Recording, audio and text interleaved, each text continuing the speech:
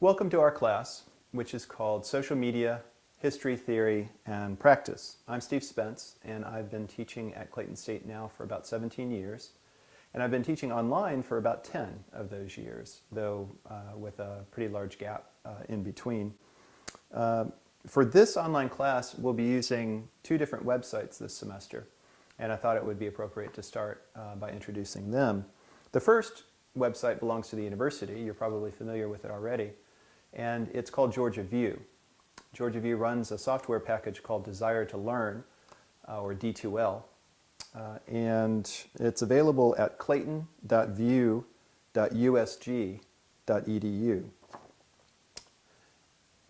My classes are a little bit unusual in that we use a second significant website as well, and that's our online syllabus, which is available at stevespence.org. So if you can remember that, if you can remember stevespence.org, then you'll be able to access your assignments and lots of other important information about our course. The assignments are all listed on our schedule page, which is probably the most important web page in our course. So it's, again, available at stevespence.org, and I'll talk more about it later. The key thing to know for this class, I think right off the bat, is that Georgia View is itself social media, and we'll be using it this semester to create an online learning community, which our first textbook talks about in more detail in Chapter 1. In addition, we'll be using other social media platforms this semester, including YouTube and Twitter, so that we can get a better handle and get some practice in using those to express and to communicate ideas. I love teaching this class because it's so obviously important. Social media is, in many ways, the defining technology of this new century. And we're only beginning to understand the ways that it's changing how people express themselves and how they communicate in all areas of their lives, work as well as what's often called leisure time. Because this course is so important, we'll be working hard this semester to do it justice. And I do want to say this up front, right in the introduction, because for whatever reason, a lot of students seem to think that online courses are easier than on-campus courses. And some online courses, I'm sure, are easier than many on-campus courses. But this is not one of those easy classes. I do have a reputation as a hard professor, and I think that it is probably warranted. I try to encourage you to really develop your abilities and to push yourself in terms of the thinking and the kinds of writing that you do. So if you do plan to do well in the class, you'll need to schedule about 10 to 12 hours to complete the work. That work will include reading and rereading, because a lot of the texts that we'll be studying aren't just scannable. You'll also be studying websites and software platforms.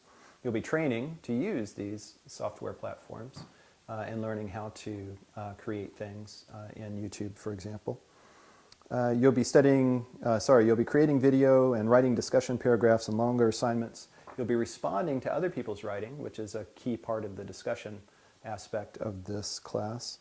And of course, you'll be taking quizzes and tests. So if you're reading, I need to stress that the 10 to 12 hour target is what probably will be required for an average student. So if your reading comprehension or writing skills aren't quite average, then you should expect to be spending a bit higher, a little bit longer in the course in order to earn a C or higher. This is an elective class, and I'm quite sure that there are easier options. So I would ask you now to think about whether you have the time and the energy to devote to the course this term. So having said all that, there are, of course, real benefits to taking a class online. Although they don't require less time, they do give you much greater flexibility in scheduling that time. You can do your work anywhere that you have an internet connection, and with a couple of exceptions, you'll set the schedule for completing each week's work. And finally, I do want to stress that all of this hard work to truly understand social media will definitely pay off. Social media is really a kind of second internet revolution. And it's critically important for all of us to understand it and to use it effectively. Social media's explosive popularity is really about all of us beginning to understand what the internet is really all about. as a new medium of human expression and communication. So for my part, this semester, my work schedule is Monday through Friday, and I'll usually log into Georgia View and email every day. If you need to get in touch with me, the best way is via my CSU email account, which is sspence@clayton.edu, and I'll respond to any messages that you send me during the work week within 24 hours. So if you send me something on Friday, expect to hear from me by the end of the workday on Monday. I'll expect you to log in and to participate in our class very frequently, probably about 4 to 5 times each week. So that is it for this first introduction.